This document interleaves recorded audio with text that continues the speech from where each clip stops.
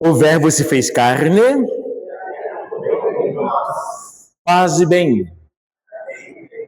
Muito bem, minha gente. Hoje a igreja celebra uma festa importante, entre tantas e tantas festas importantes da própria igreja. Celebramos hoje a dedicação de uma das mais antigas igrejas cristãs, a Basílica de São João do Latrão, em Roma, que é a igreja do Bispo de Roma, a Catedral de Roma. Em Roma também temos a Basílica de São Pedro, a igreja papal.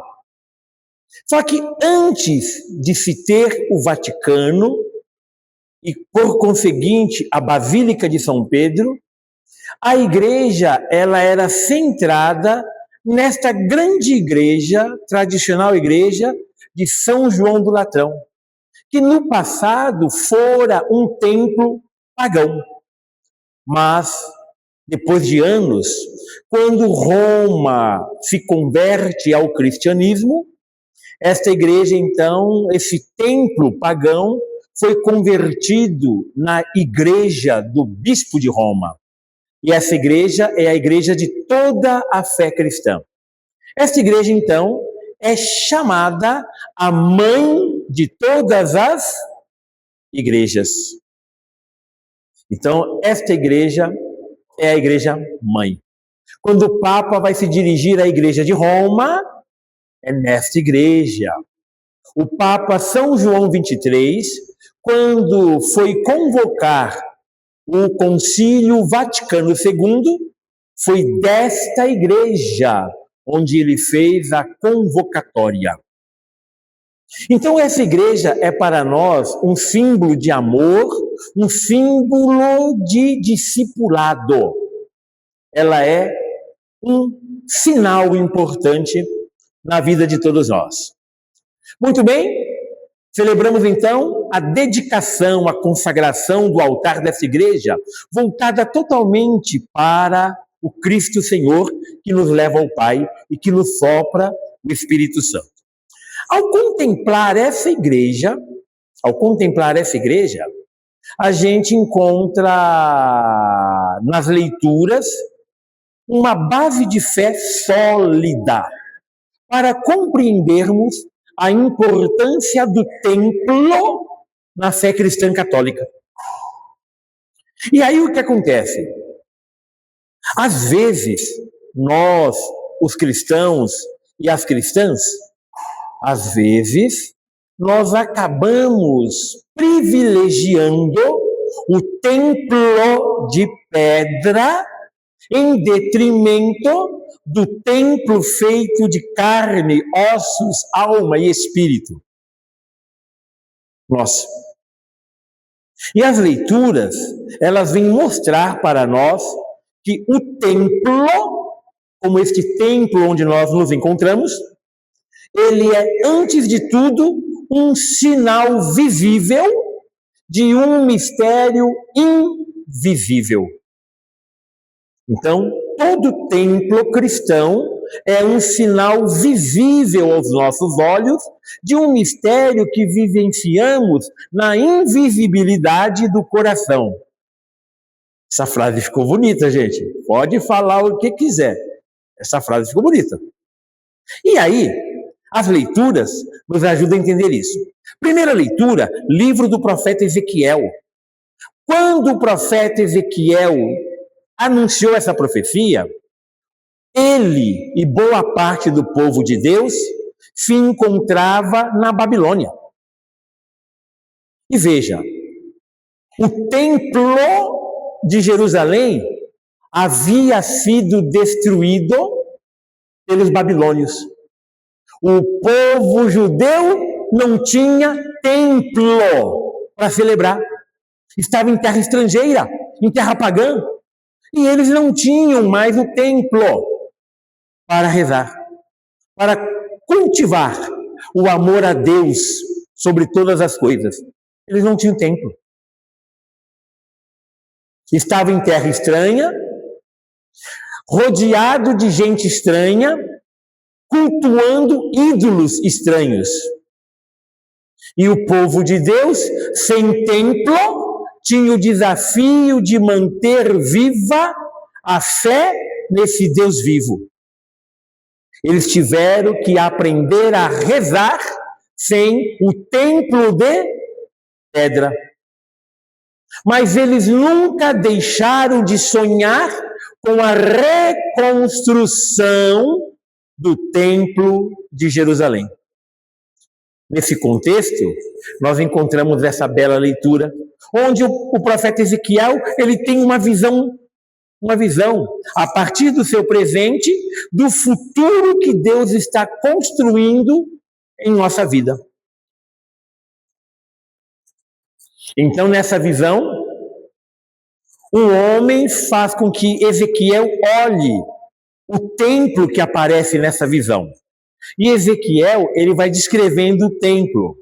E desse templo sai água. Essa água vai passando em todos os lugares e chega no deserto.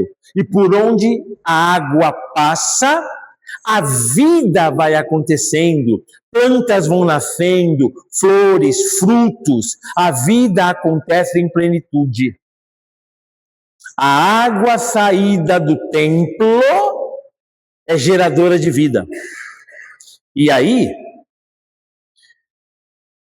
quando a água cai no mar salgado, essa água saída do templo, a água salgada do mar vira água doce. E aí a humanidade nunca mais passará sede. Então, esta visão indica que na nossa fé, do templo sai água viva. Mistério. Quando nós contemplamos a crucificação de Jesus no Evangelho de São João, o soldado, com a lança, ele vai verificar se Jesus já está morto na cruz. Então ele crava a lança no peito de Jesus. Dessa abertura sai sangue e água. Uma referência clara a essa esperança aqui, da leitura de Ezequiel. É Jesus o verdadeiro templo de onde sai a água viva. No mesmo evangelho, no capítulo 7, Jesus, ele grita no meio da multidão em Jerusalém falando: quem tem sede, venha a mim e beba. Aquele que bebe de mim e crê na minha palavra, na minha escritura, do seu interior jorrarão rios de água viva. Gente, Jesus é o templo. Vejam, o templo de pedra simboliza o verdadeiro templo que é Jesus. Jesus é o templo. É dele que sai água viva. E às vezes eu, você, às vezes nós procuramos água em poça, água parada. E veja, a água que sai do templo, ela é água corrente. E ela vai fecundando tudo e todos por onde ela passa. O Cristo, ele pode fecundar nossa vida se nós permitirmos que essa água passe em nós. E também essa água se refere ao batismo, por onde eu e você já fomos consagrados em nome do Pai e do Filho e do Espírito Santo. Eu e você já fazemos parte desse templo que é Jesus. Segunda leitura. Na segunda leitura, nós temos a carta de São Paulo aos Coríntios, onde o apóstolo São Paulo, ele se sente um construtor. Então, Paulo vai dizer que ele atuou em Deus como um experiente mestre de obras, um bom pedreiro, um bom construtor. E ali, então, Paulo, ele percebe que o fundamento, isto é, o alicerce do templo verdadeiro é o Cristo. A pedra que os construtores rejeitaram e se tornou a pedra angular. A nossa vida, a minha, a tua, a nossa vida, ela tem que dar um jeitinho, nós temos que dar um jeito de alicerçar a nossa vida em Cristo. Colocar a nossa vida nele. Fundamentar, construir, edificar a nossa história em Cristo. Nós temos que dar os nossos pulos para isso. Paulo vai dizer assim: de fato, ninguém pode colocar outro alicerce, diferente daquele que aí já está colocado, Jesus Cristo. Vós sois santuário de Deus. O santuário de Deus é santo. E vós sois este santuário. Então, se num primeiro momento o profeta Ezequiel aponta o templo como símbolo daquele que sai a água viva, Paulo está dizendo que a água viva que agora sai dentro de nós faz com que eu e você sejamos o templo do Senhor, onde o Espírito habita em nós. Veja, Jesus é o verdadeiro templo. Só que esse Jesus está em nós. Então nós também agora somos parte deste templo. Nós somos também santuário do Senhor. Então, o templo de pedra também representa a igreja reunida no verdadeiro templo, que é Jesus, fonte de água viva. Aí a gente chega no Evangelho. E no Evangelho, Jesus, ele vai desarmar, primeiramente, a situação do templo do seu tempo. Jesus, ele vai ao templo e encontra uma situação de terrível exploração dos mais pobres no templo, realizada em nome de Deus. Exploração realizada em nome de Deus. Já contei para vocês que lá no templo se oferece sacrifício para o perdão dos pecados. Se oferece sacrifício para o perdão dos pecados. E aí eu e você, na nossa vida, no nosso cotidiano, a gente peca um pouquinho. Peca. Um pouquinho. Não é? A gente peca um pouquinho todos os dias. Não é? Ah, tá bom. Todas as horas.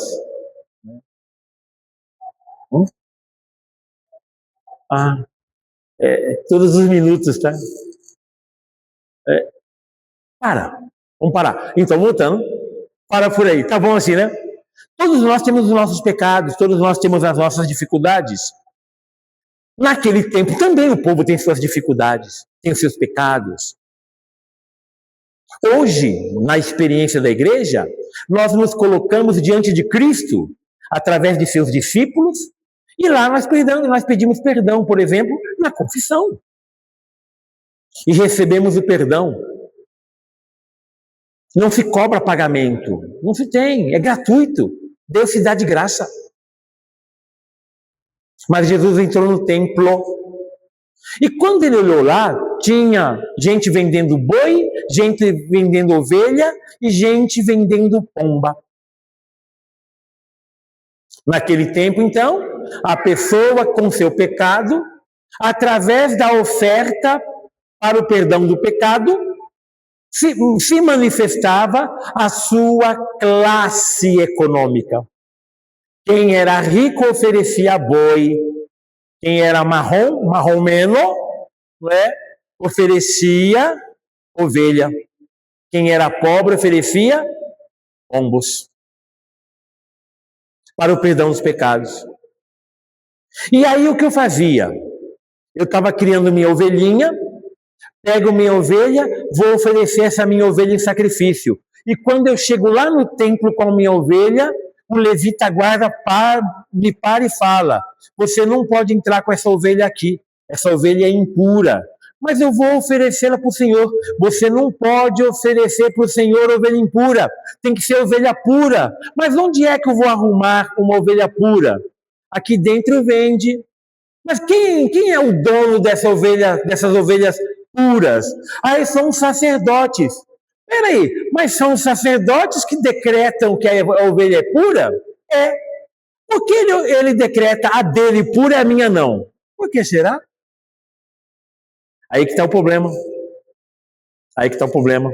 Então vejam, quando Jesus ele faz o chicote e bota todo mundo para correr, ele não está expulsando as pessoas porque estão vendendo coisas. Está expulsando pessoas porque essas pessoas estão explorando. Quem são os donos dos bois e das ovelhas? São os sacerdotes, os sumos sacerdotes e os chamados anciãos do povo. Só que quem vende pomba são vendedores pobres. Por isso, Jesus bota todo mundo para correr, mas quando chega nos vendedores de pomba, Jesus fala para eles: vão embora. Perceberam isso? Jesus não dá chicotada em ninguém deles, porque são pobres. O bicho pega com boi e ovelha. Vocês perceberam que tinham cambistas? Cambista, aquele que faz câmbio, aquele que faz a mudança. Porque a moeda que rola dentro do templo, essa moeda é própria do templo. E a moeda que você traz de fora não é aceita no templo. Você, para dar moeda no templo, tem que trocar pela moeda do próprio templo. E adivinha o que acontece? A sua moeda tem um valor, quando eu troco pela moeda do templo, a minha moeda perde valor. E tudo isso em nome de quem? Em nome de Deus.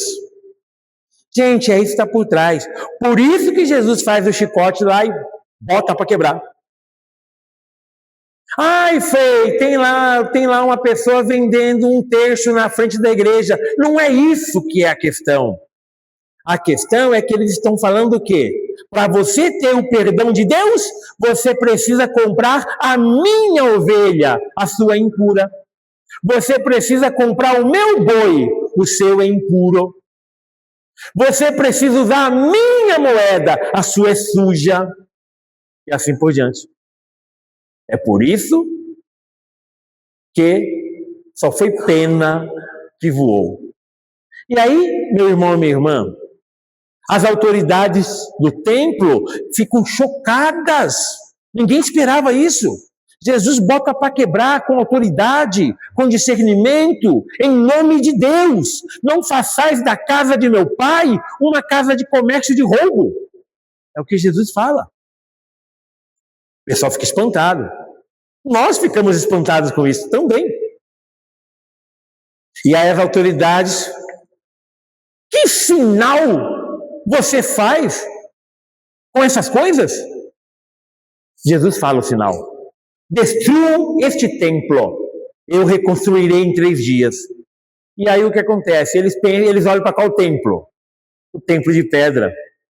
Só que o verdadeiro templo é aquele de onde sai a água viva. Jesus é o verdadeiro templo. E sim, eles tentaram derrubar o templo, matando Jesus. Mas 3 dias depois, Jesus venceu a morte. E aí, nós, os discípulos e discípulas, compreendemos que Jesus é verdadeiramente o templo de Deus. E é dele que sai a água viva a nos fecundar. Se Jesus fecundou seus discípulos naquele tempo, Jesus pode fecundar também a nós hoje. E ele fecunda. Que abramos nosso coração para que o Espírito Santo traga dentro de nós a presença de Jesus. E nós, em Jesus, seremos templos vivos do Espírito Santo, isto é, do Espírito do Pai e de Jesus. Louvado seja nosso Senhor Jesus Cristo!